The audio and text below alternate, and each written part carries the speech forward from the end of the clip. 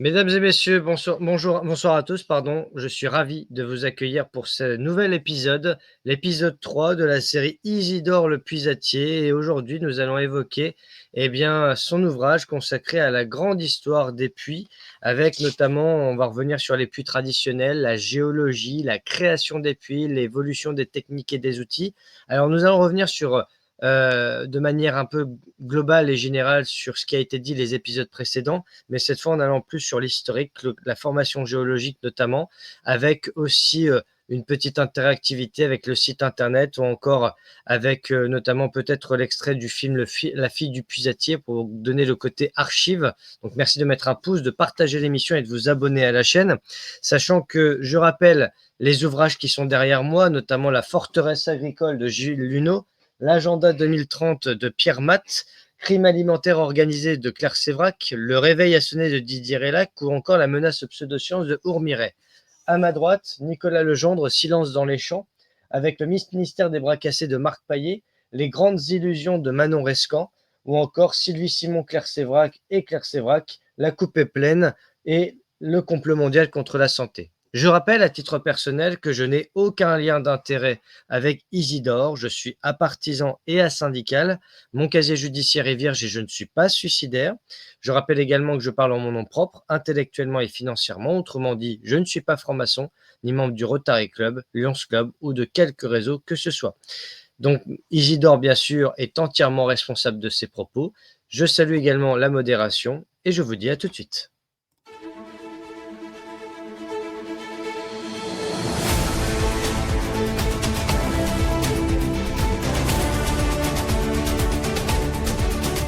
Mesdames et messieurs, bonsoir à tous. Bon, je vous laisse lire, je vous laisse travailler, Nicolas. Allez.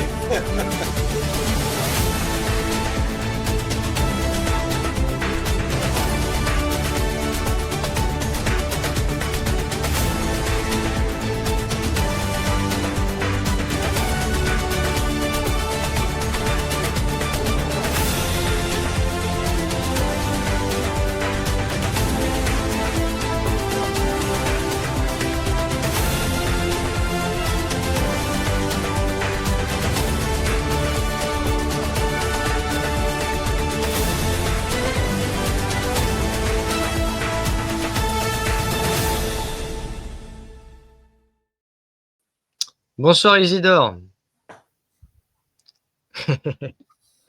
Il est de retour pour l'épisode 3. Pour rire un peu, vous avez un faux air de Tintin.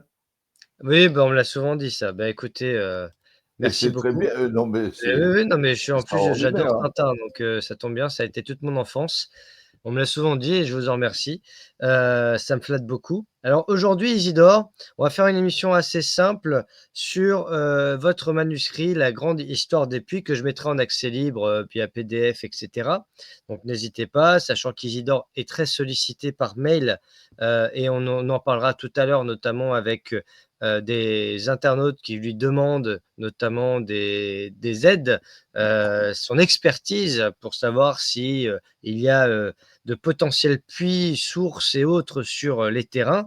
Alors, on va parler de cette grande histoire des puits parce que même si on n'a pas commencé, et peut-être qu'on aurait dû, mais peu importe, on n'a pas commencé par là Pas pour le grave. premier épisode, mais ça ne fait rien parce que ça nous permet de faire un petit peu un résumé des précédentes émissions, des précédents épisodes, et même s'il y a des redites, étant donné que la science du puisatier, l'activité de puisatier et même du sourcier reste finalement enfouie, j'allais dire, dans les mémoires anciennes, mais elle nécessite aujourd'hui de revenir un petit peu parmi nous en réel, ça va permettre de faire une piqûre de rappel générale.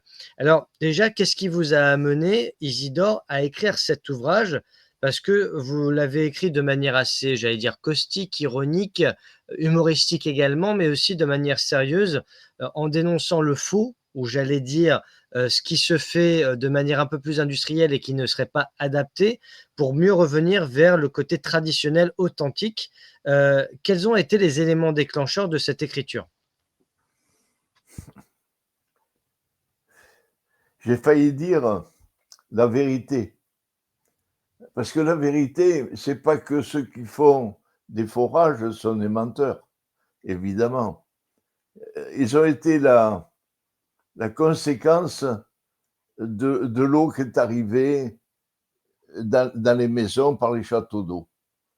Du jour au lendemain, on a abandonné, mais alors en France, des millions de puits ont été abandonnés, et des fois, j'ajoute lâchement.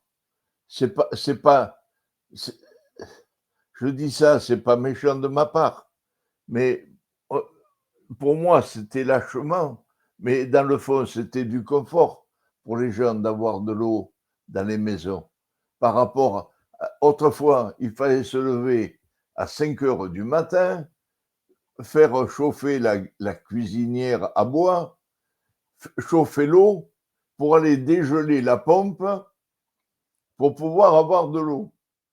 Je ne sais pas si vous vous rendez compte, Nicolas, un peu le boulot que c'était. Et là, il suffisait d'ouvrir le robinet et on avait de l'eau. C'était miraculeux.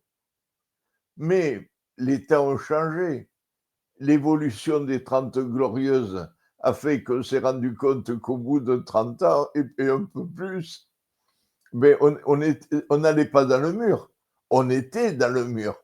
Et actuellement, on est dans un mur énorme où on fait une machine arrière extraordinaire, où on fait trop de machines arrière. C'est-à-dire, il y a une sorte d'inertie. On est dans l'inertie du trop. Bon, on va bientôt se calmer un peu pour revenir dans le normal. Essayer de revenir dans le normal. Bon. Alors, le dommage, c'est qu'il existe des millions de puits, et ces millions de puits qui sont abandonnés ne sont que abandonnés. Alors, ils fonctionnent toujours. Mais il faut les réhabiliter. Il faut simplement les nettoyer. Alors, 90%, c'est un travail de manœuvre pour réhabiliter un puits. C'est un travail physique. Bon, c'est vrai que c'est fait plus pour des jeunes que pour des anciens. Parce que descendre en rappel dans un harnais de sécurité avec une lampe sur le casque, ben, c'est beaucoup plus un travail de jeunes et bon, que d'anciens. Par contre, les 10% qui vont rester, alors là, c'est le bout du puits, c'est-à-dire le fond du puits à réhabiliter. Et chaque région avait sa façon de capter la veine et sa façon de faire les ouvertures qui donnent sur la veine. Et puis, bon, ils avaient leurs secrets, comme tous les métiers autrefois, tous ces métiers artisanaux avaient des secrets. Et même on a encore des secrets dans les entreprises où on fait des chaussures, où on fait n'importe quoi, il y a des secrets qui existent, des secrets partout. Bon, eh ben, nous, on n'a pas échappé à la règle, on avait nos secrets. Et alors, chaque puisatier était un maître comme les maîtres forgerons, comme tous les artisans, ils avaient la qualification de maître. Bon. Et donc, les puits qui ont été créés dans l'ancien temps, ils existent encore. Il faut les réhabiliter. Pourquoi les réhabiliter?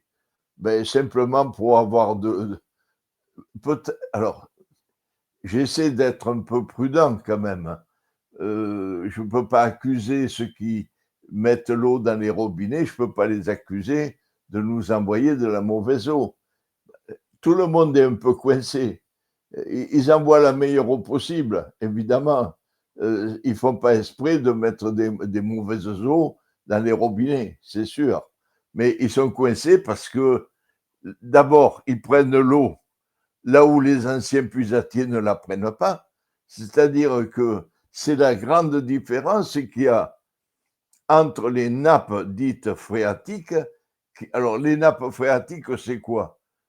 C'est l'eau de la pluie qui tombe sur la terre, qui est absorbée par la terre, et que je disais la dernière fois, qui est un bouillon de culture, parce que la terre sous nos pieds est un intestin humain, ça y ressemble extraordinairement, dans la mesure où notre sous-sol, c'est des milliards et des milliards de bactéries. Quand on sait que dans une motte de terre, il y a plus de milliards de bactéries que d'habitants sur la Terre. Donc on se rend compte la nocivité, si vous voulez, de la Terre. Donc l'eau de pluie, quand elle se mélange avec la terre, elle devient nécessairement ou obligatoirement, à moins qu'on me dise le contraire, un bouillon de culture. Et on fait les forages dans ces bouillons de culture. Alors on peut me dire là aussi que j'exagère. Moi, je veux bien, moi. Mais donc ces bouillons de culture, eh ben, ils font leur boulot de bouillon de culture. Eh ben, ça ne peut pas être compatible avec les éléments humains. Voilà. Donc, alors, à l'inverse, les puits ont tous, quand je dis tous, c'est depuis des milliers d'années, ils ont tous été créés dans des veines. Alors, je reviens un peu en arrière. On peut, quand je vais parler des veines, on peut les contester. On a le droit de dire, il parle de veines, oui, il y en a 2 ou 3. Non, non, pour moi, il y en a des millions. Et ces millions de veines, elles arrivent bien de quelque part, elles arrivent de l'amont, de tous les amont. Il y a une colline, il y a un amont. Il y a une montagne, il y a un amont. Eh bien, dans tous ces amont, il y a de l'eau qui arrive de la mer. Cette eau a été évaporée, elle s'agglutine dans les nuages, elles s'en vont sur les parties hautes qui sont beaucoup plus froides. Il y a des précipitations. Ces précipitations, elles coulent sur les montagnes, elles deviennent soit de la grêle, soit de la neige, soit de la glace, et soit de l'eau, bien sûr. Il y a tout. Alors, toute cette eau qui coule depuis des milliers d'années, si elle était restée à la même place, eh bien, il y aurait une mer à la place des montagnes. Donc, si l'eau qui tombe sur les montagnes, qui deviennent de la glace et qui deviennent de la grêle, qui deviennent de l'eau, enfin tout ce qu'on veut, et qui descend, parce qu'il y a la gravité. C'est des choses qui existent, la gravité. Alors on peut la nier aussi. On peut dire que la Terre est plate. Il y a tout un tas de trucs. Bon, donc cette eau, elle continue à couler, elle s'écoule et elle forme les, les, les eaux dites de dessus, c'est-à-dire les fleuves, les affluents, les confluents, et ainsi de suite. Et toute cette eau qui est en amont, ils vont dans un certain sens, qu'est la balle. Et la balle, c'est la mer. Alors, pour, toutes les eaux en amont vont vers le côté le plus bas, qui est l'aval. Et alors, il y a ou des mers, ou des océans, ainsi de suite. Ou des lacs, pour certains, ça dépend. Bon. Et donc, toute cette eau que l'on voit représente en gros 20%. Les 80%, ce sont les eaux de la nappe phréatique, où passent à l'intérieur de ces nappes dites phréatiques, il passe les veines qui, elles, ne se mélangent pas. Alors, on en arrive à la création de la veine. Ces veines coulent sur une partie sédimentaire, parce qu'il y a autrefois, la Terre, tout était recouvert par la mer. Et petit à petit, la Terre, par les plaques tectoniques, a monté. Et progressivement, la mer est descendue. Et comme les terres étaient plus hautes, la mer était un peu plus basse. C'est bête à dire, mais c'est comme ça. Donc, il y a eu un haut et il y a eu un bas.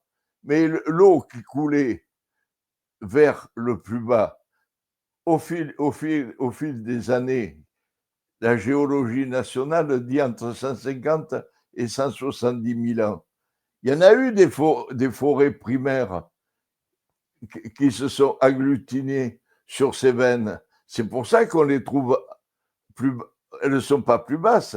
C'est la Terre qui est montée dessus par la formation. Mais on peut dire tout l'inverse de ce que je dis aussi. On a toujours le droit de me contester. Donc, cette eau qui coulait sur la Terre a été engloutie et submergée par les forêts primaires. Il y en a eu des milliers de forêts primaires. Alors, ça a produit quoi? Ça a produit les tourbes, ça a produit les différentes argiles, ça a produit toutes les couches que l'on appelle des strates. Il y a des endroits où il y en a un peu plus et d'autres où il y en a un peu moins. Peu importe, toutes ces strates, on fait des couches. Et sous ces couches, il y a toujours les veines. Alors, des fois, on me dit, oui, mais ils ne savent pas trop, les gens. Alors, parce qu'ils disent, oui, il y a des veines, mais pourquoi ne se mélangerait pas avec les eaux de la nappe phréatique? Ben, à cause des densités et des températures. Mais on peut me dire le contraire. Mais si on prend la température de la nappe phréatique, elle est à 18 degrés. Ça dépend des régions, ça dépend des endroits, mais elle est plus élevée. L'eau qui arrive des veines, elle fait sensiblement entre 10 et 12 degrés. Et ça, c'est immuable. C'est toujours pareil, c'est les mêmes températures.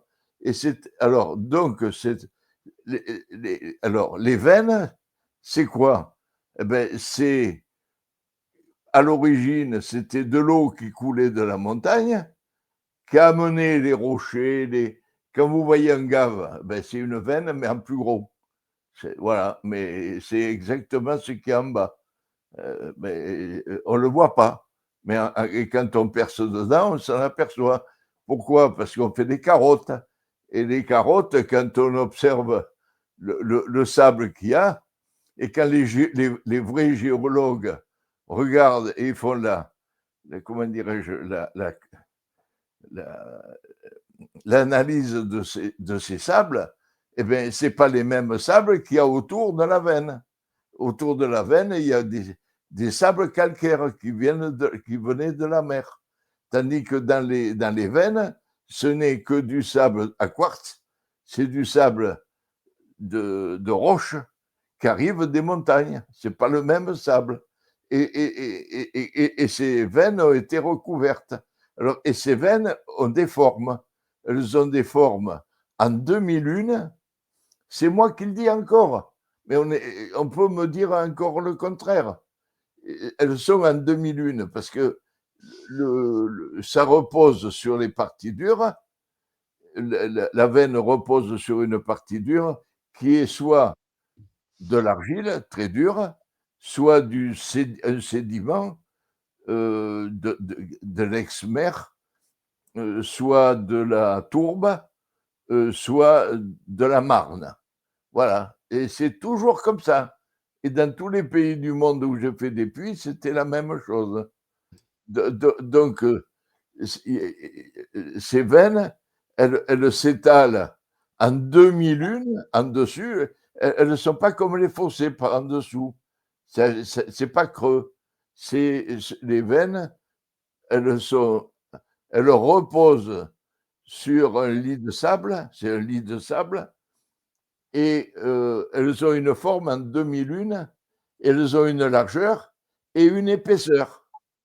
Voilà, et c'est tout comme ça. C'est un peu comme D'accord. les veines qui sont dans le corps humain. Elles ont une forme, Ouais. voilà. Et en plus, les veines ont un débit. Et le débit du haut, c'est le même, le débit du bas, c'est le même que le débit du haut. C'est le même débit. Mais elles n'ont pas toutes, ça se ressemble. Mais il n'y en a pas une qui est pareille. D'ailleurs, sur la planète, il n'y a rien de pareil. Il n'y a pas deux gouttes d'eau pareilles et il n'y a pas De grains de sable, pareil. de flocons de neige, pareil. Et depuis que la Terre est Terre. Donc, il n'y a rien de pareil sur la planète. Même les feuilles des arbres se ressemblent, mais il n'y en a pas une qui est pareille. Et bien, pour les veines, c'est la même chose. Les veines, elles ont une forme qui est toujours la même, par contre. Bon, et ensuite, elles ont une texture. Et dans cette texture, ce sont des sables qui sont différents des sables qu'il y a autour. Alors, pourquoi elles ne se mélangent pas? À cause des températures et des densités. Elles ont des densités différentes. En gros, aller mélanger de l'huile et du vinaigre, bon, on n'y arrivera jamais. Eh bien, si vous prenez, par exemple, dans une bouteille en verre, vous prenez la même eau du robinet, vous mettez ça dans une bouteille et vous mettez la moitié avec un colorant. Vous mélangez tout, mais le lendemain, vous allez avoir, si le colorant est plus léger, vous l'aurez en haut, et s'il est plus lourd, vous l'aurez en bas. Ça ne se mélange pas. Eh bien, les veines, c'est pareil. Mais sinon, depuis le temps qu'on fait des puits, on s'en sera aperçu. Si on fait des puits et qu'on s'aperçoit que les veines sont mauvaises, eh bien, on ne se serait pas embêté à faire des puits dans les veines. Enfin, je vois ça comme ça. Alors que les forages, c'est tout l'inverse. Les forages, ils se disent, on a besoin de beaucoup d'eau. Ben, on va taper dans les nappes phréatiques, ben, on aura de l'eau, c'est vrai. Mais ils ont été obligés de fabriquer l'eau après. Ils ont été obligés de la potabiliser, tandis que dans les puits, on n'a jamais potabilisé. Depuis qu'on sait comment depuis les millions de puits qui ont existé, on saurait depuis le temps s'il y avait des puits qui étaient mauvais, à part qu'il y ait des empoisonneurs qui mettent du poison dans le puits. Bon, mais ça, c'est un autre cas. Mais naturellement, quand on fait un puits, c'est pour pouvoir la boire. Donc, il y a eu des millions de puits qui ont été Pour pouvoir créés. la boire, mais aussi pour, j'allais dire les machines à laver, ce que dit dans le manuscrit et on en discutait déjà, c'est pour aussi les choses de la vie quotidienne, pas seulement pour boire. C'est que c'est multi-usage finalement cette eau de puits. Ah oui, mais j'entends bien, mais attention, les machines à laver n'existaient pas avant les puits. C'est pas faux, c'est pas Non, faux. mais c'est ce que. Mais c'est vrai que le but premier, c'était de boire de l'eau Bah, potable sans avoir de évidemment, bien sûr, bien sûr. évidemment, parce que les gens, ils habitaient, la majeure partie de l'humanité habitait le long des rivières ou le long de la mer, hein, pour avoir de l'eau qui arrive de la montagne. Quand on habite au bord de la mer, il faut se dire que toutes les rivières qui arrivent par derrière, qui vont vers la mer, c'est de l'eau qu'on peut se servir pour nettoyer le linge. Et il y avait des lavoirs, ainsi de suite. Tandis que l'eau qui est sur la Marne, qui coule en veine, eh bien, on a fait tous. Il n'y a pas un puits qui a été fait en dehors d'une veine. Je n'en connais pas un. J'en connais des milliers à titre privé personnel, mais je n'en ai jamais vu un qui a été créé en dehors d'une veine. Il n'y avait aucun intérêt de faire des puits en dehors des veines. Donc ces veines Isidore, elles sont identifiables de quelle manière? Est-ce que les sourciers ont leur rôle à jouer dans la Et quelle bonne détection? blague, c'est le premier élément, c'est celui qui va découvrir la veine. Mais c'est pas un magicien non plus. Donc lui, le sourcier, je fais aussi office de sourcier. Je ne dis pas que je sois sourcier, j'en ai les possibilités. Et en plus, j'ai découvert les veines et j'ai fait des puits sur les veines que j'ai découvertes. Donc ça me permet de faire quand même des analyses, de savoir la justesse ou de, comment dirais-je,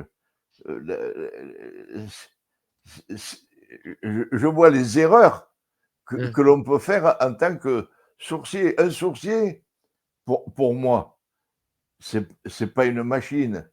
C'est moi qui le dis. Je vais peut-être m'attirer les foudres de certains sourciers, mais ce n'est pas d'une précision extraordinaire non plus. C'est pas C'est non plus chirurgical. approximatif. Bien sûr. C'est-à-dire que le sourcier, il peut déterminer avec justesse l'amont et l'aval. Ça, c'est sûr. Bon. Ensuite, le sourcier va déterminer la largeur de la veine. Bon, approximativement. C'est approximatif. Ensuite, le sourcier peut évaluer un débit. Bon, c'est approximatif aussi. Enfin, pour moi, c'est approximatif. On ne peut pas trouver au litre près, c'est pas possible. Bon, il y en a certains, l'orgueil, la vanité, la prétention, tout ça, ça joue aussi. Et puis, il y a des gens qui se prennent très au sérieux pour ça. Bon, donc, un sourcier va déterminer la veine, la largeur de la veine approximative, et par contre, le puisatier, dont le travail consiste à 90%, c'est un métier je ne veux pas les dévaluer, mais c'est un métier de manœuvre, hein. C'est faire un trou, hein. Faire un trou avec des buses ou avec des pierres, mais on fait un trou jusqu'à ce que l'on arrive dans la veine. Alors, c'est un travail de terrassier. Bon, les terrassiers, attention, ce pas des personnes que je veux me permettre de mépriser, pas du tout. Mais c'est un bon métier, si vous voulez. Mais le travail du puisatier, ça va être de terminer la fin du puits pour avoir de la bonne eau. Donc, on va descendre jusque dans la veine et ensuite, on va faire les ouvertures. Alors, actuellement, j'ouvre une petite parenthèse, il y a des foreurs qui ont des tarières immenses et qui font des trous pour mettre des buses. Bon, très bien. Et en plus, ils mettent les buses, je ne les accuse pas, mais ils mettent des buses percées, les premières percées, parce qu'ils se disent au moins, on aura des trous quand on arrivera, ils ne savent pas trop où. Ils espèrent qu'ils vont arriver il y aura de la bonne eau. Ils espèrent toujours. J'ai toujours vu les foreurs espérer. C'est peut-être pas très élégant de ma part de dire ça comme ça, mais à moins qu'ils me disent qu'on me téléphone pour me dire mais non, Isidore, Bah, vous dites des bêtises.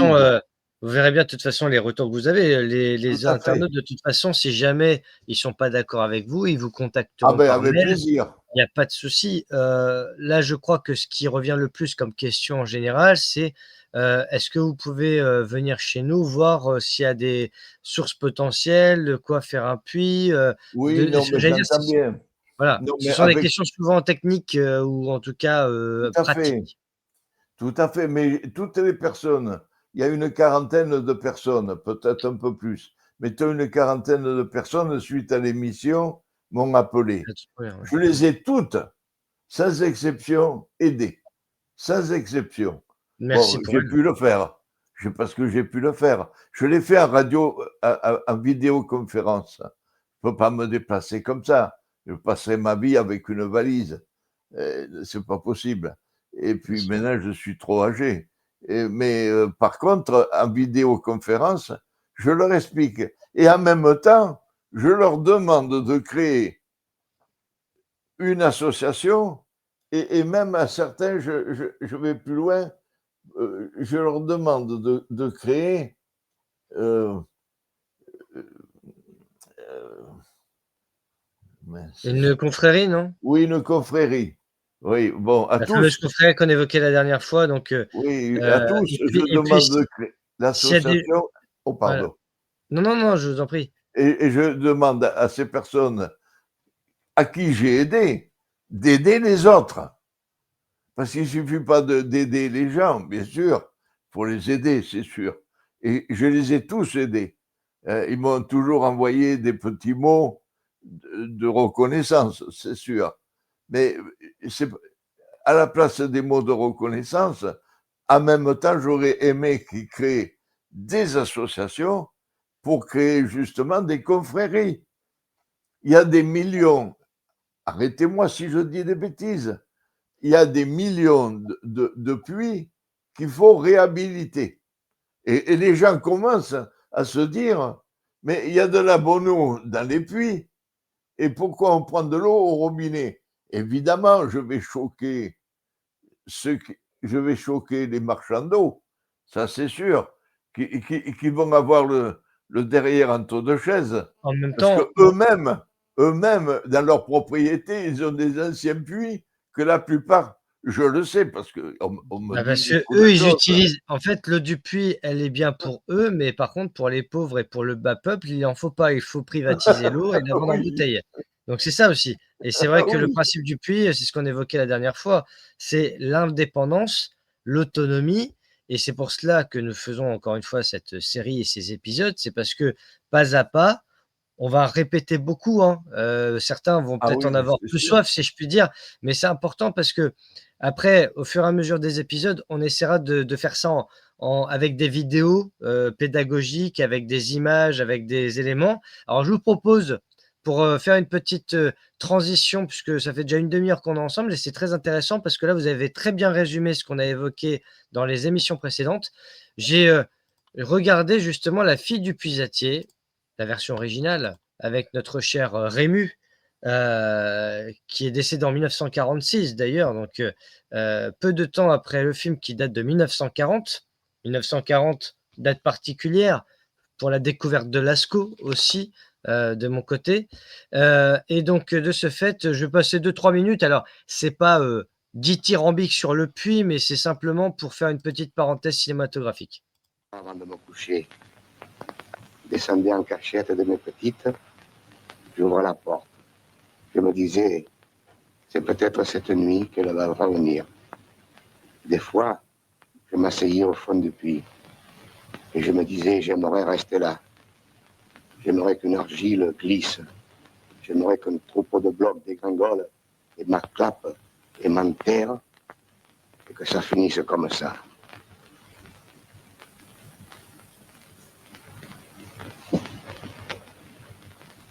Voilà pourquoi je comprends votre mal. Vous saviez qu'elle était vivante. Vous pouviez aller la chercher. Je ne pouvais pas. Je me l'étais défendu. Alors dites, parlez un peu de votre puits, M. Mazin. Je le connais d'ailleurs. Il est profond, vous savez, il a 25 mètres. Alors ça vous coûtera 300 francs. Maintenant, s'il y a des pierres à rechanger, alors vous me paierez la façon, le matériel, je veux dire. Puis alors vous aurez 100 francs pour moi et puis le petit manœuvre qui est en main. Hein? D'accord, Pascal, d'accord. J'espère que je te reverrai au magasin. Oui, peut-être bien. Oui, on va voir, monsieur Mazin. Salut, madame. Alors, au revoir, mademoiselle. Au revoir, monsieur. Cet enfant est à vous. Oui, madame. Vous êtes mariée? Non, madame. Quel âge a-t-il? 6 mois. Il est né le 21 janvier à 7 heures du matin. Est-ce qu'on peut le voir? Oh, sans le réveiller, bien entendu. Juste le voir. Bien sûr qu'on peut le voir. On n'a pas honte. Patricia, apporte-moi à Moretti. Vous l'appelez comment? Je l'appelle à Moretti. Voilà, bon, il y a pas grand-chose, hein, parce que dans le film, ça tourne, surtout sur l'affaire, comment dire? Du couple en question, voilà, vous regarderez le film. Alors je vous conseille de le regarder via le navigateur Brave ou Opéra, comme ça vous aurez parce que c'est sur YouTube, le film complet, hein, donc vous aurez le YouTube sans pub via ces navigateurs. Il dure 2 heures et il est très intéressant. Alors il y a aussi la version plus contemporaine avec Daniel Auteuil, que j'ai pas encore vu. Et donc, c'est intéressant parce qu'en fait, j'ai choisi cet extrait sur le côté du 25 mètres de profondeur. Donc, comme on parlait des puits de plus de 10 mètres de profondeur, alors bon, c'est 1940, hein, donc j'imagine que la législation a peut-être pas mal évolué depuis, bien Ça sûr. n'existe pas. Ça n'existait pas. Et puis, les 300 francs. parce que 300 francs 1940, il faut imaginer ce que ça représente aujourd'hui. Ça doit être au moins multiplié par 10. Je ne sais pas exactement. Mais en tout cas, c'était un petit clin d'œil par rapport à cela. On revient rapidement, puisqu'on l'a déjà évoqué, Isidore, dans les autres épisodes, sur le coût, notamment d'un nettoyage de puits où on évoque 1000 euros. Oui, Le matériel qu'il y avait sur le puits n'a pas changé. sérieux?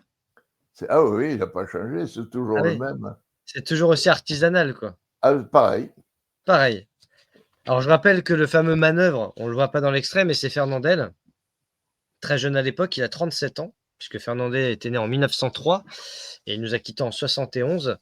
Et donc, de ce fait, eh bien, donc, le prix du nettoyage du puits, on évoque à peu près 1000 euros. Alors, là, c'était une petite parenthèse, parce qu'on va revenir au cœur de l'ouvrage. Donc, j'ai sous les yeux le manuscrit et je vais citer donc un ou deux extraits comme ça. Déjà, en prologue, vous dites que vous avez mis plusieurs années à rédiger ce qui pourrait être décrit comme une encyclopédie ou du moins une sorte de vaste recueil d'histoire et de savoir sur les puits, en Voilà, ayant pour objectif d'offrir un ouvrage aussi complet et utile que possible.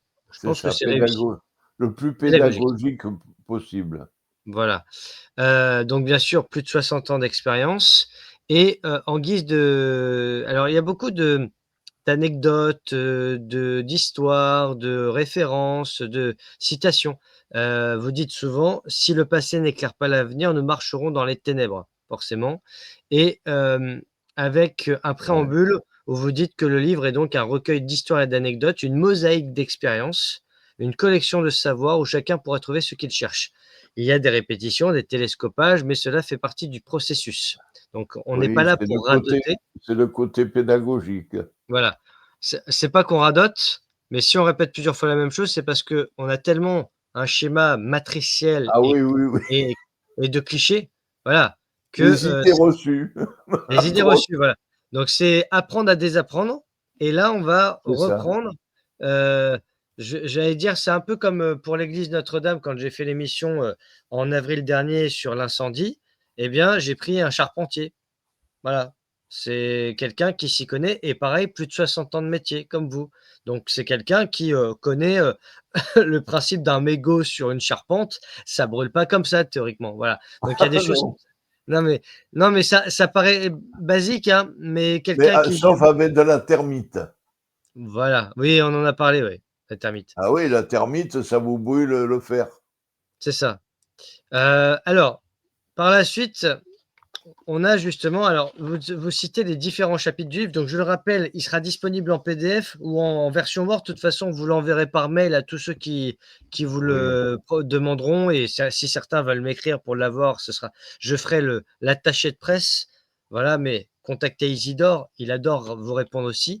Donc au programme de ce livre, vous évoquez l'histoire des puits à travers les âges, la sourcellerie et pas la sorcellerie, mais la sourcellerie et ses mystères, les idées reçues comme la profondeur des forages, d'où aussi l'extrait de La fille du puisatier, la c'est ça. création hasardeuse des forages, comprendre parfois dans la douleur ce qu'est une vraie nappe phréatique, découvrir d'où vient le fer dans l'eau et bien d'autres choses étonnantes, et les différences entre les puits traditionnels et les forages modernes, C'est les ça, oui. utilisations légales de l'eau des puits traditionnels, les mystères de l'eau des puits traditionnels et comment en profiter à la maison sous certaines conditions. Bien Alors sûr.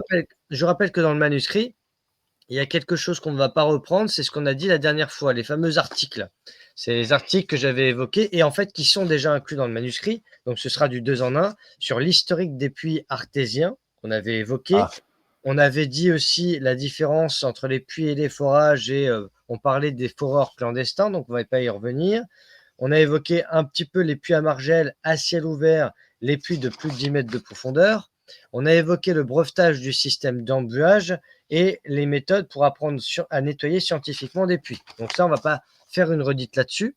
Mais par contre, ce qui est assez intéressant, c'est de parler notamment de la radiesthésie et de l'activité de sourcier. Parce que ça, on n'a pas suffisamment rentré dans le détail.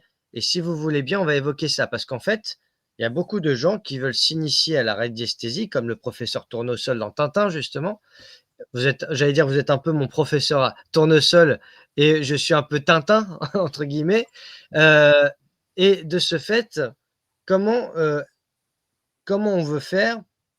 On parlait de dons, d'aptitudes, de capacités, mais celui qui ne sait pas, quoi faire et qui, n'arrive pas forcément à vous joindre ou qui veut se débrouiller par lui-même, il a un jardin, par exemple, je ne sais pas, de 1 000 m², admettons, et puis il s'interroge à savoir s'il a une source, si, il y a du potentiel pour créer un puits, qu'est-ce Il qu'il peut faire? n'y a rien de plus simple, hein. C'est sur Amazon, je ne veux pas les nommer pour faire de la pub, mais sur Amazon, il y a comment dirais-je? Je n'ai pas Les baguettes? Oui, non, mais c'est pas ça, mais sur Amazon, il parle des baguettes de sourcier. Oui. Alors les baguettes, enfin, je n'engage que moi, hein, maintenant, dans tout ce que je vais dire De toute et façon, dans toutes Isidore, mes Isidore, ne faites pas cette tournure de langage à chaque fois. J'ai dit au début de l'émission que vous êtes entièrement responsable de vos propos, de vos actions, donc il y a pas de souci et vous dites ce que vous pensez et c'est pas pour autant que, c'est dans le but de heurter qui que ce soit. C'est simplement votre regard à vous, donc il y a pas de souci. voilà, c'est mon Voilà, expérience. exactement. Mais on peut être bien sûr à l'inverse de ce que je vais dire, ça c'est sûr, et me le dire en plus, en me prouvant que ce que avec des arguments, comment dirais-je? Avec des arguments, logiques, que je me trompe. Moi, je veux bien accepter de me tromper, bien sûr, avec plaisir même. Bon, la sorcellerie, j'ai découvert et la physique, les inventions nouvelles ont prouvé que ce que j'ai ressenti, ce n'est pas comment dirais-je? Je ne parle pas, j'ai failli dire à mon nom à moi. Je parle en fonction de ce que j'ai découvert. Voilà.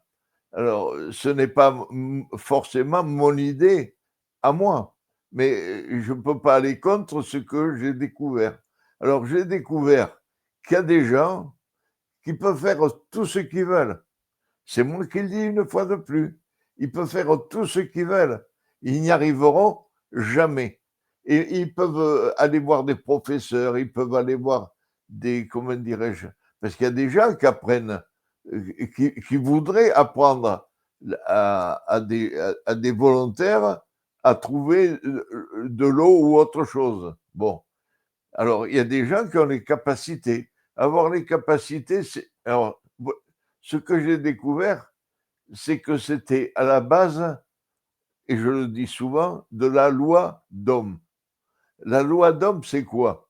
C'est la loi de la résistance. Alors, nous naissons, du verbe naître, nous naissons avec une résistance, qui est un spectre. Un spectre, c'est quoi? C'est une portion de quelque chose. Alors, quand on prend un matrix, c'est un appareil qui permet de mesurer l'intensité électrique. Enfin, il y a beaucoup de choses qu'on peut faire avec un matrix. Bon, mais ce matrix, il a une version ohm mètre. Quand on le met sur l'ohm mètre, on peut mesurer sa portion d'ohm, de résistance. Et quand on est dans ce faisceau, eh bien, on s'aperçoit que on reçoit un certain nombre d'ondes électromagnétiques. Voilà. Parce que autour de nous, autour de nous, tout est vibration. Alors, nous vivons dans des longueurs d'onde. Alors, des longueurs d'onde, il y en a des milliards. Il y a celles qui arrivent de l'univers, qui traverse la planète et dont nous et tout. Bon, et puis il y a d'autres, il y a les ondes des radars, il y a les ondes de la radio, il y a les ondes des téléphones, il y a les ondes, il y a des milliers. Si on mettait une couleur à chaque longueur d'onde, ben, on ne se verrait même pas. Parce qu'il y en a bon. Donc, les ondes existent, on le sait. Elles ont toutes des longueurs. Voilà. Et quand nous sommes dans le spectre d'une certaine longueur d'onde, eh bien, le corps humain les reçoit inconsciemment. On ne le sait pas. Alors, les baguettes, qu'elles soient en bois, qu'elles soient en n'importe quoi, les baguettes, pour moi, qu'elles soient en n'importe quoi, elles ne fonctionnent pas. Ce n'est pas les baguettes qui fonctionnent. C'est le corps humain qui reçoit les informations et qui les traduit dans les aiguilles. Je viens de dire aiguille, c'est une aiguille, une vulgaire aiguille. Mais un peu comme l'aiguille qui indique dans votre voiture ou la tension électrique ou la capacité de votre réservoir. Alors, cette aiguille, qu'elle soit en bois, qu'elle soit métallique, qu'elle soit en plastique, qu'elle soit n'importe quoi, l'aiguille fonctionne.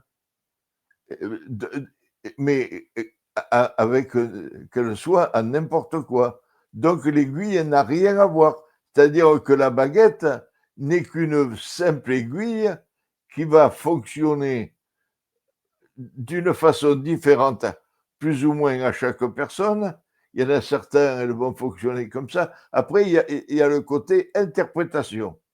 Alors, il va falloir savoir interpréter. Alors, qu'il y ait des gens qui vous aident parce qu'ils ont été aidés par d'autres, ou c'est leur état de réflexion, leur analyse, qui ont fait qu'ils ont appris des choses et qu'ils peuvent l'apprendre aux autres. Bon, et ainsi de suite. Donc, c'est le côté interprétation. Si on ne sait pas interpréter ce que l'on reçoit, c'est comme si on recevait rien.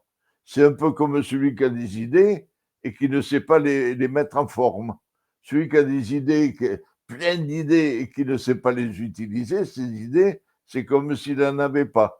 Eh bien, celui qui reçoit des informations par son corps et qui ne sait pas interpréter les baguettes, eh bien, il ne comprend rien. Il sait que les baguettes vont fonctionner.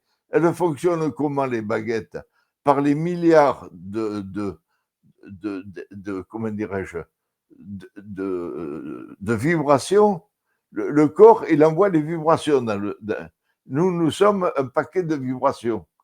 Si on regarde au microscope, c'est comme un courant électrique en quelque sorte. Donc ben, il y c'est a ce une que j'allais réaction. dire. Voilà. Nous sommes une pile électrique.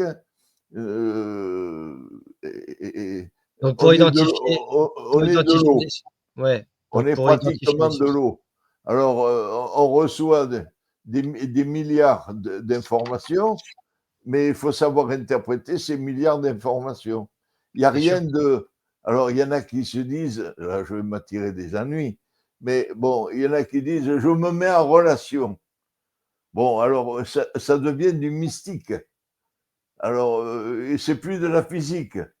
Au niveau de l'alchimie et de la chimie. On est du Nicolas Flamel en passant par Nikola Tesla. Ah oui, c'est pas mal ça comme passerelle. Nicolas Flamel à Nikola Tesla.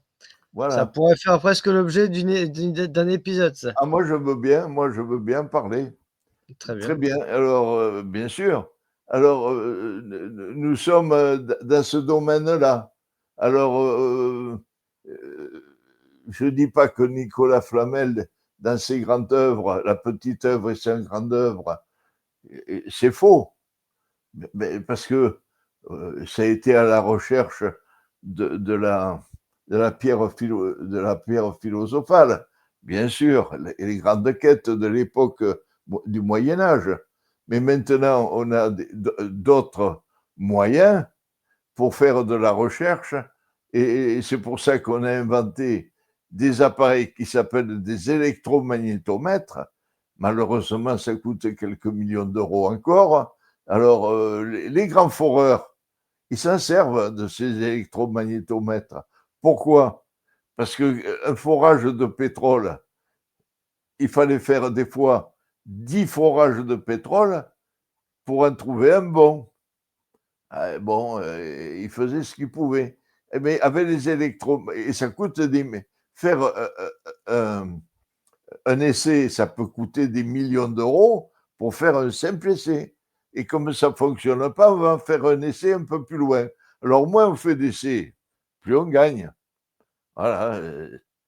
Donc, ils ont des appareils qui leur permettent, avec un groupe de sourciers différents, qui chacun, indépendamment, va avoir des ressentis qui pourront dire au patron des grandes entreprises, je pense que ceci, que cela. Bon, voilà. Et les électromagnétomètres sont des compléments. Alors, moins ils font de puits pour trouver un bon puits, des fois ils en faisaient 5 ou 6, et maintenant ils en font plus que 2 ou 3. Et c'est moins d'argent dépensé, plus c'est de l'argent gagné. En gros, c'est ça. Et bien, pour les sourciers, c'est à peu près le même, en plus petit, bien sûr, le même travail. Alors, les sourciers, ils reçoivent des informations et ils ont des baguettes.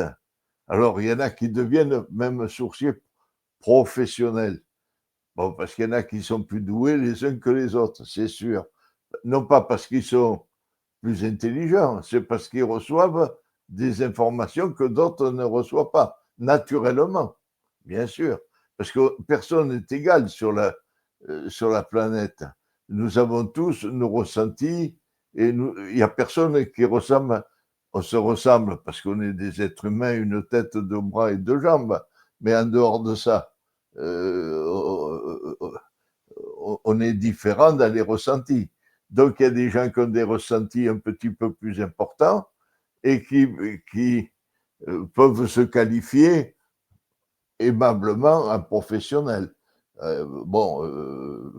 Et tant mieux, parce qu'ils peuvent se prétendre, c'est pas qu'ils soient des prétentieux, mais ils peuvent prétendre à en savoir plus que les autres, non pas pour en savoir plus que les autres, mais c'est parce qu'ils reçoivent des informations que les autres ne reçoivent pas, ou qu'ils ne savent pas interpréter.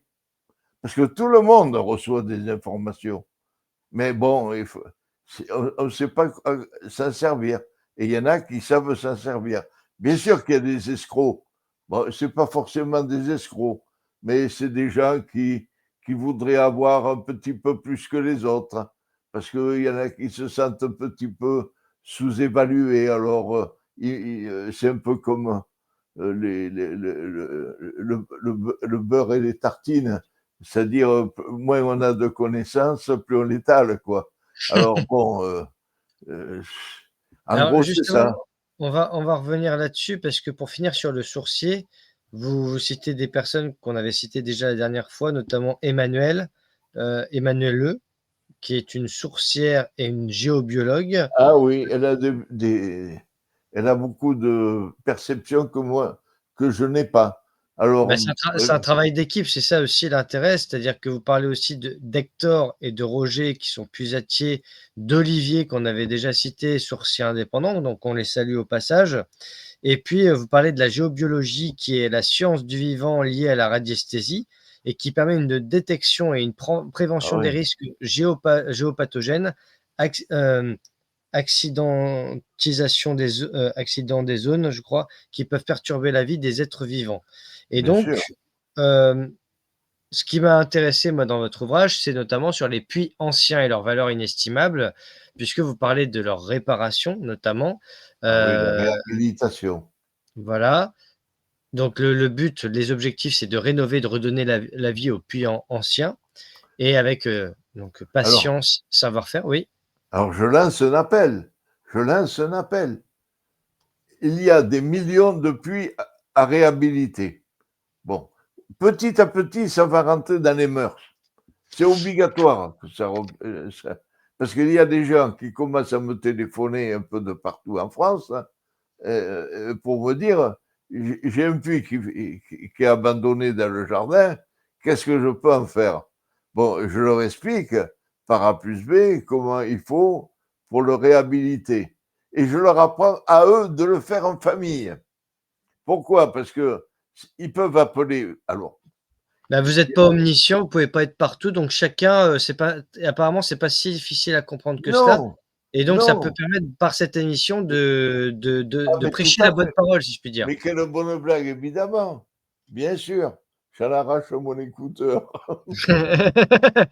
Non, mais voilà et donc ce qui est intéressant, je vous laisse rebondir, mais juste, le passage en question, c'est, notamment la mise en service qui comprend plusieurs étapes, dont premièrement le nettoyage du fond du puits, qui se fait Ah, traditionnellement au seau. ah oui, Pourquoi? Parce que l'argile dure qui soutient le fond du puits doit être manipulée avec précaution. Un simple affaissement de quelques centimètres peut déstabiliser tout le puits et perdre bien son pouvoir sûr. d'aspiration de l'eau. Deuxièmement, la vérification des ouvertures spéciales, qui sont des Ah, passages qui permettent à l'eau de s'infiltrer et qui sont cruciaux. Leur nettoyage doit être effectué avec soin sans perturber la stabilité du fond. Et la voilà. troisième, c'est la vérification de la stabilité du fond, parce que c'est ça qui soutient la veine d'eau. Si cette stabilité est compromise, l'eau ne pourra plus circuler correctement. Et C'est ça. enfin, l'étanchéité, ça on l'avait déjà évoqué, parce que l'étanchéité de la paroi du puits permet d'éviter que l'eau de la nappe phréatique ne s'y Ouais, infiltre, ce qui pourrait bien sûr. polluer l'eau du puits, faire le côté bouillon de culture, comme on disait. Et il est C'est donc ça. nécessaire de badigeonner les parois à la chaux, Bien méthode sûr. traditionnelle Ça, qui c'est rendit l'hygiène de l'eau. voilà. C'est ce que les anciens faisaient jusqu'à présent. Parce qu'ils se sont rendus compte que les microbes qu'ils ne pouvaient pas voir, ben, ils se doutaient bien qu'ils existaient. C'est pour ça qu'ils se jetaient par-dessus les murs des cités, ils jetaient des cadavres pourris pour justement pour la peste, pour envoyer le maximum de maladies ils connaissaient le mot de la maladie, mais ils ne connaissaient pas les microbes qu'ils ne pouvaient pas voir. Mais ils savaient qu'il y avait des répercussions et puis que la, la, je ne vais pas dire le mot, euh, que les gens puissent devenir malades au contact d'une autre personne. Euh, je ne me rappelle plus comment on dit la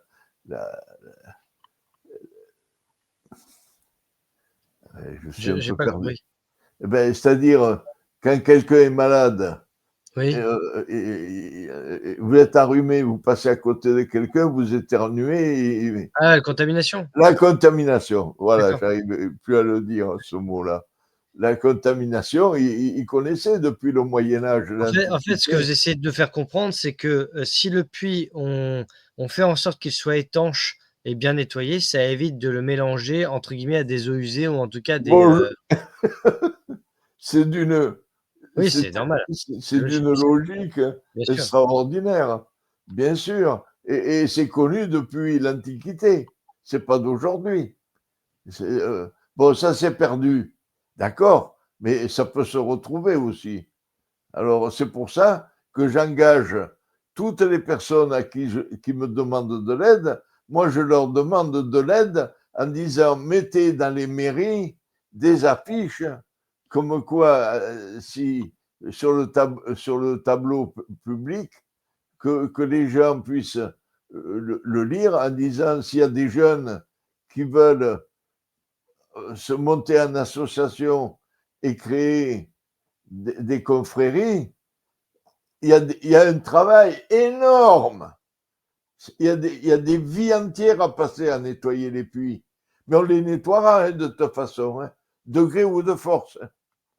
Moi, moi, je suis En tout cas, mort. voilà, vous lancez un appel, de toute façon, je mets le lien, en description de votre mail, du site internet, même du numéro de téléphone, Ah ben pour oui, justement, si les gens veulent vous contacter puisqu'il y a quand même plus de 7 000 adhérents à travers le monde des Amis du Puy et puis dans chaque département de France, il y a besoin limite de satellites, de l'association, confrérie. Alors ce qui est intéressant quand même, c'est que vous avez essayé de former votre petit-fils adoptif Hector, c'est au ça. puisatier, 5 ans quand même, hein, ça a nécessité. Ah oui, eh oui, eh oui. Alors qu'est-ce Oui, qui a fait que lui, qu'est-ce qui fait que c'est attention, aussi long? lui, il sait les nettoyer, mais il sait les fabriquer.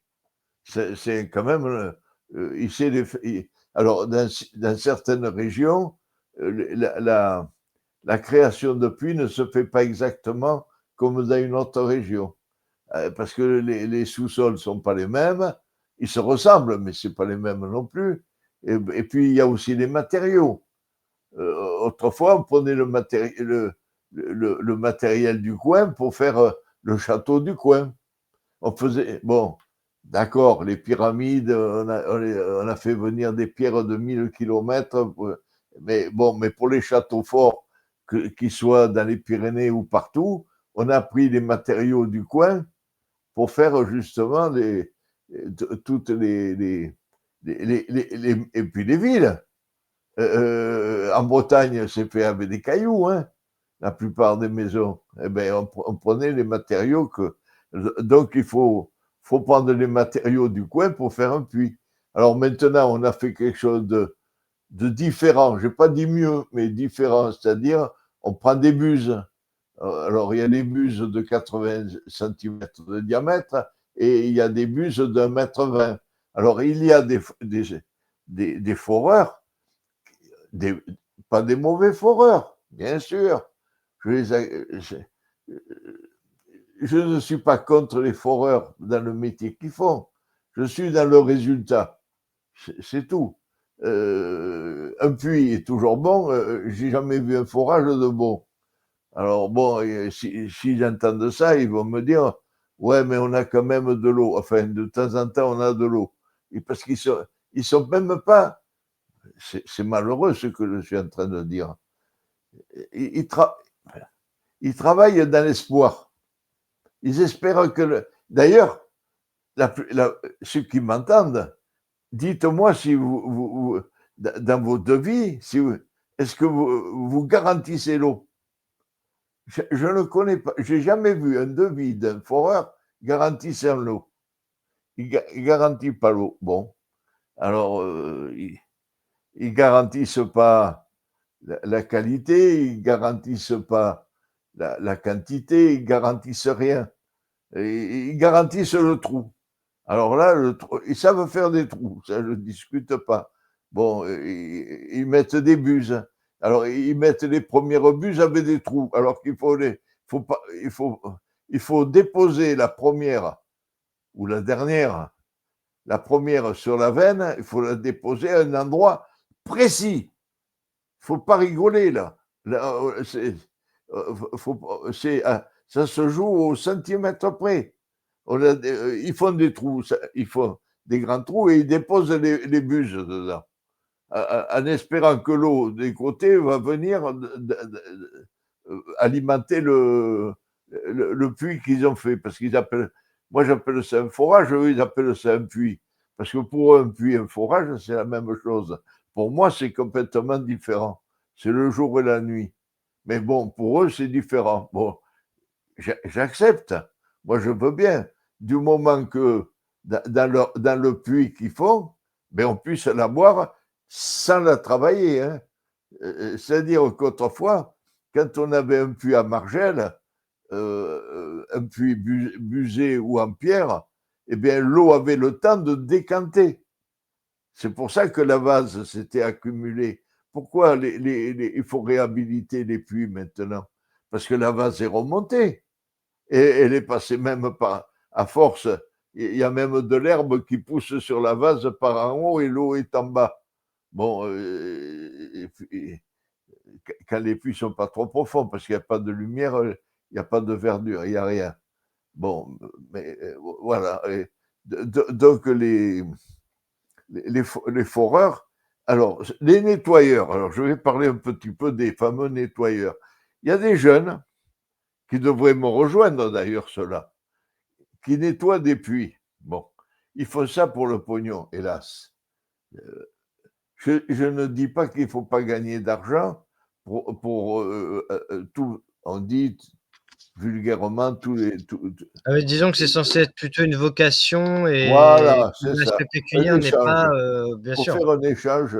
Quand les gens ils donnent du bon argent, ils s'attendent à avoir du bon travail. Quand il y a du bon travail, ils donnent du bon argent. Et il n'y a pas de regret. C'est-à-dire que si on fait un mauvais boulot et qu'on se sent obligé de payer un mauvais boulot, quelque part, on peut se ressentir, comment dirais-je, un peu frustré. Tandis que là, entre le puisatier et l'adhérent, parce qu'on ne devient plus client, on devient un adhérent. On adhère à quelque chose. Oui, C'est un disons autre qu'on n'est état pas, on d'esprit. n'est pas comme dans d'autres domaines, dans un aspect ultra mercantile. On est censé être Voilà. dans l'échange et On n'est pas dans un ouais, état commercial. on n'est pas dans le capitalisme à l'état Non, pur, quoi. non, non. Ah non, pas du tout même. Enfin, c'est Même pas c'est censé être comme ça, mais le problème, c'est que vous avez toujours des gens qui, essayent de récupérer ça d'un point de vue hélas, capitalistique et hélas. Alors, les meilleurs des plus mauvais. Alors, je m'adresse aux meilleurs des plus mauvais. Voilà. au meilleur des plus mauvais, d'accord. C'est dans le pire qu'ils sont le meilleur, mais bon, il y a quand même de l'espoir pour eux, très bien. Voilà.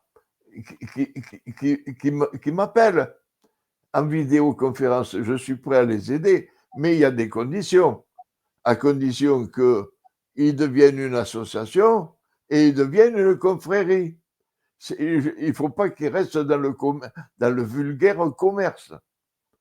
C'est plus du commerce que l'on fait, c'est de la sociologie. On fait du social quand on fait un puits. Enfin, c'est moi qui le vois comme ça. On a le droit de le voir en commerce. Mais attention, ceux qui font du commerce, ils iront pas loin. Parce que ça va se savoir. Tous ceux qui ont commencé, ils arrivent à terminer rapidement. Pourquoi? Parce qu'ils font ça dans l'esprit du pognon. Et ça, c'est pas bon. Mais ils ne s'en rendent pas compte parce qu'ils ont besoin d'argent. Et c'est un argent relativement facile à gagner. Parce que comment ils font? C'est simple. Ils prennent des pompes crapauds, c'est des pompes un peu spéciales, ils descendent ça dans le puits, et là, c'est des aspirateurs, ces pompes. Ça pompe tout. Même s'il y a ça vous laisse le puits, mais alors, nettoyer comme pas possible. D'accord, c'est très bien. Mais par contre, ce qu'ils font, sans s'en rendre compte, et ils pensent que c'est même pas mauvais, c'est qu'ils déstabilisent la partie dure, parce que la partie dure, c'est pas de l'acier, hein, c'est une partie qui est dure. Donc, si, avec la pompe qu'ils ont, qui est très puissante, trop puissante, et c'est pour ça qu'on prend des seaux. Alors, eux, ils prennent des pompes ultra puissantes. Eh bien, ils arrivent. Alors, dans leur petite tête, c'est malheureux à dire ça aussi, dans leur petite tête, ils pensent que plus on va profond, plus il y aura de l'eau. C'est ce qu'ils croient. C'est des idées reçues C'est vrai qu'au départ, dangereuses. c'est à ça qu'on pourrait s'attendre, vous l'évoquiez la dernière fois, mais finalement, c'est pas aussi évident que ça, quoi. Mais non, c'est pas parce qu'on va plus profond qu'on aura plus d'eau. Les gens le croient. Il y a même des foreurs qui le croient. Que plus on va profond, plus il y a de l'eau. C'est faux. Des fois, c'est vrai, mais des fois, c'est faux. Et dans le cas des puits anciens, dits à ciel ouvert, ils reposent tous. À moins que je voudrais que quelqu'un me téléphone et me dise: mais Isidore, Mais moi est-ce j'en que ai c'est déjà trouvé. arrivé que quelqu'un vous appelle et vous dise le contraire Eh et bien, malheureusement, non. bah, non, ça veut dire que vous avez raison et que personne n'a rien à Non, mais y je dis redire. Si malheureusement. non, C'est mais pour si avec voilà, humour. l'un dans l'autre, ça veut dire que bon, si vous êtes pas contredit jusqu'à présent, alors ça peut peut-être changer, hein, mais jusqu'à présent, bah, apparemment, voilà. Après, il y a aussi, j'allais dire, une énorme ignorance de notre part parce que nous ne sommes pas du tout de ces milieux-là. Nous avons perdu ce savoir-faire depuis plus de 50 ans, et vous êtes un des derniers de France. Donc j'allais dire, vous faites aussi partie des derniers référents que nous avons. C'est un peu comme, j'allais dire, des chaudronniers ou des métiers comme ça qui sont, fragiles aujourd'hui. Et Donc forgerons.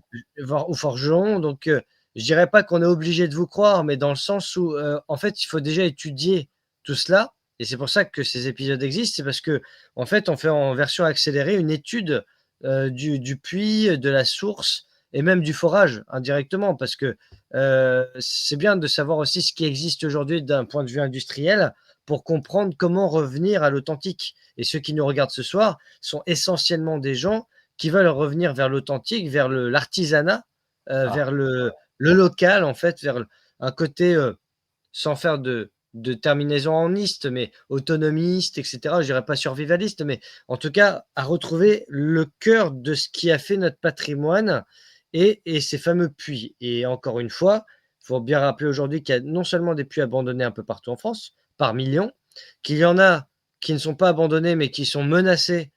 Et Marie-Françoise à C'est ça, Faucigny, en ouais, là Haute-Savoie, le sait. aussi. Et je pense malheureusement qu'elle n'est pas la seule concernée en France, que des projets autoroutiers ou des projets de destruction de puits pour des raisons plus ou moins politiques ou autres existent un peu ailleurs. Donc, c'est aussi important de faire ces épisodes et d'avoir l'appui des Amis des Puits, de l'association, pour pouvoir aussi, entre guillemets, pourquoi pas, ester en justice si jamais on fait disparaître les puits. Parce que le plus grand gâchis dans l'histoire, c'est que non seulement on a des puits abandonnés, mais que quand on veut s'en préoccuper d'un, il est menacé par un projet quelconque, C'est qui est ça. juste là pour faire du fric ou pour gagner du temps. Temps qu'on va perdre ailleurs, quoi qu'il arrive, de toute manière. Ah Et oui, donc, c'est sûr. non, parce qu'on ne rattrape pas le temps perdu. Et donc, de ce fait, on va finir cette partie d'émission. Et de toute manière, l'ouvrage, on le reprendra dans l'épisode prochain, parce qu'il y a des choses qu'on n'a pas le temps de traiter aujourd'hui, parce que ça demande vraiment des détails techniques. Mais néanmoins, on revient sur les puits anciens, les puits traditionnels. Et il y a un passage, moi, que j'apprécie, parce que c'est une forme de question-réponse. Donc, quelque part, ça pourra peut-être répondre par nature à la foire aux questions. C'est la foire aux questions a posteriori de l'émission. Vous parlez du puits traditionnel, pourquoi est-il supérieur? Et vous nous dites, à l'inverse, un puits traditionnel creusé par un puisatier expérimenté est conçu de manière à prendre en compte les spécificités des veines d'eau souterraines. Le puisatier ne fait que percer un trou dans le sol, il travaille de manière minutieuse en utilisant des outils adaptés pour garantir que l'eau extraite est de bonne qualité et qu'elle provient d'une veine dont le débit est stable. Un puits traditionnel permet aussi d'éviter les effets de rabattement de la nappe phréatique en régénérant l'eau lentement de manière naturelle grâce à la décantation. Le rôle du sorcier dans l'optimisation des puits, donc on en a parlé tout à l'heure, le coût de l'indépendance, l'accès à l'eau gratuite. Donc selon la législation, chaque propriétaire de terrain a le droit d'exploiter l'eau souterraine de son terrain jusqu'à un certain quota, généralement 1000 mètres cubes par an, gratuitement. Cela reste une ressource précieuse que chacun peut exploiter, dans le respect des lois et des normes. L'eau est Voilà. un bien commun et pourtant le système en place fait tout pour nous convaincre que nous devons payer pour accéder à cette ressource alors qu'elle est Ben, présente dans nos sols à notre portée. oui, mais je les comprends qu'ils payent. Je finis par les. C'est obligatoire pour moi de les comprendre. Pourquoi? Parce qu'ils travaillent, ils font un forage. Les forages qu'ils font, c'est des millions d'euros. Hein. Bon. Ensuite, ils pompent l'eau, c'est des milliers d'euros. Mais comme cette eau n'est pas potable, ils la potabilisent. Alors, je ne vous dis pas, il faut des laboratoires déjà pour analyser l'eau. Alors, il faut savoir qu'une analyse de l'eau des forages, c'est 800 euros. C'est pas 20 ou 30 euros. Non, non, c'est entre 800 et 1300 euros. Et ils sont obligés de le faire très souvent. Alors, donc, les millions de litres qu'ils distribuent, ils ne peuvent pas les distribuer gratuitement. C'est parce que c'est d'une manière ou d'une autre, Nicolas, ce sont des entreprises privées. Et si ce n'était pas des entreprises privées, ce serait l'État. Mais l'État, c'est quand même nous. C'est nos impôts. Donc, on ne peut pas distribuer, à part de l'eau. Parce que l'eau, Nicolas, l'eau qui coule dans les puits, elle s'en va à la mer. D'une manière ou d'une autre, l'eau des puits s'en va à la mer. Elle ne reste pas dans le puits. Elle s'en va, elle s'écoule vers la mer. Donc, pourquoi ne pas la prendre? Puisque, en plus, jusqu'à présent, on ne m'a jamais dit qu'elle était pourrie. l'eau. Oui, c'est sûr. Non, mais oui. On n'a jamais, depuis l'Antiquité à nos jours, on a toujours analysé l'eau des puits, mais on n'a jamais découvert que 99% des puits étaient pas bons. C'est l'inverse.